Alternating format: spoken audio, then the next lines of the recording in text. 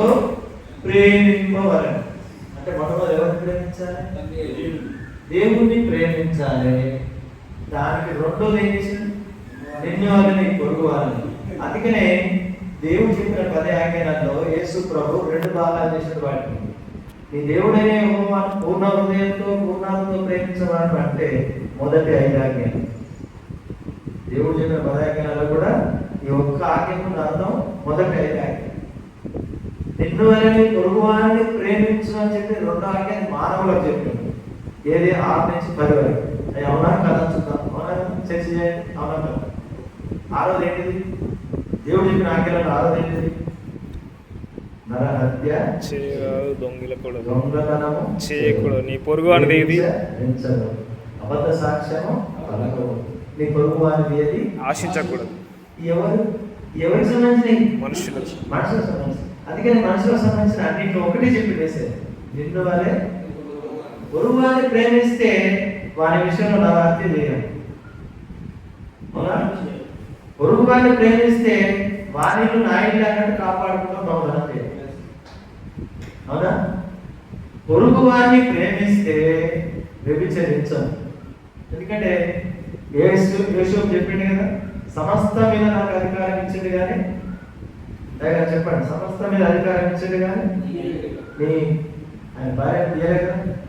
అందుకనే మనం అర్థమైన రీతిలో ముందుకెళ్ళిపోతే అక్కడ సమస్తము మనం కావచ్చు, కానీ ఒకరి భార్య వాడి సొత్తు, ఒకరి బిడ్డ వాడి సొత్తు.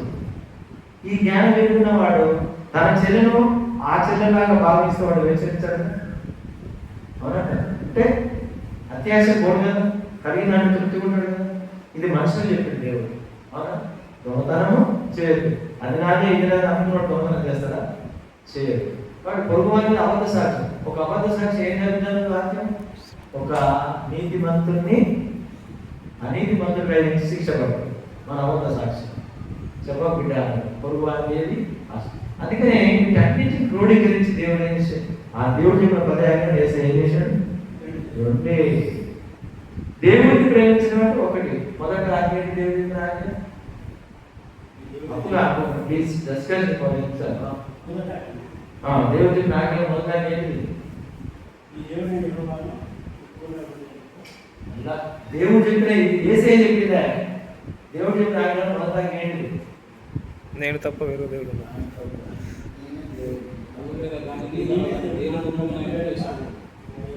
చెప్పాలి సార్. నేను తప్ప వేరొక దేవుడు లేదు, నీకు ఉండకూడదు. రెండోది ఏమన్నాడు? ఆయన ఆకాశం అంతే కానీ భూమి అయినా భూమి కింద నీళ్ళైందే కానీ ఏ రూపమైన ఏ ఆకారమైన నువ్వు చేసుకోకూడదు, దాన్ని సాగిలపడి మొక్కకూడదు. మూడోది ఏంటిది చెప్పండి? మూడోది ఏంటిది? ఏం సార్ లేదు. మూడో ఆజ్ఞ ఏం చెప్పలేంది? నీ దేవుడైన యెహోవాను నేను రోషం గల దేవుడను. ఎవరన్నాడు? నేను రోషం గల దేవుడను, ఎవరైనా తప్పు చేస్తే నిర్దోషిగా ఎంచను. అవునా? ఒకవేళ తప్పు చేస్తే తల్లిదండ్రులు చేసిన పాపం పిల్లలకి 3-4 తరాల వరకు ప్రాప్తిస్తారు. అవునా? 4వది ఏంటి? దేవుడు చెప్పిన ఆజ్ఞలలో పరిశుద్ధ దినంగా ఆచరించాలి. ఏది మీరు అంటే సౌఖ్యమైనది ప్రాముఖ్యమైనది. విశ్రాంతి దినమును పరిశుద్ధముగా ఆచరించడానికి జ్ఞాపకం ఉంచుకో, మర్చిపో. ఫైనల్ గా 5వది ఏం చెప్పిండు? యవనస్తులకు బాలబాలికలకు యవనస్త్రాలను చెప్పిండు. దేవుడు నీకు అనుగ్రహించిన భూమి మీద నువ్వు దీర్ఘాయుష్మంతుడిగా జీవించాలంటే నీ తల్లిని తండ్రిని సన్మానించు. మీకు ఎందుకంటే ఒక 5 నిమిషాలు మనం రిలాక్సేషన్గా ప్రజల్లోకి దైవ స్వార్థను ఎలా తీసుకెళ్ళాలి, ఫండమెంటల్స్, మూల సూత్రాలు మనం తెలుసుకుంటేనే సింపుల్ బోధ చేయగలుగుతాం.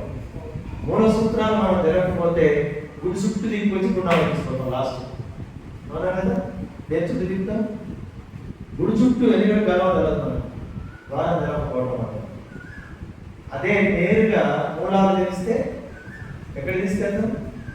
నేరుగా ద్వారం దగ్గర తీసుకెళ్తాం. ఇప్పుడున్న పరిస్థితులలో, ఇప్పుడున్న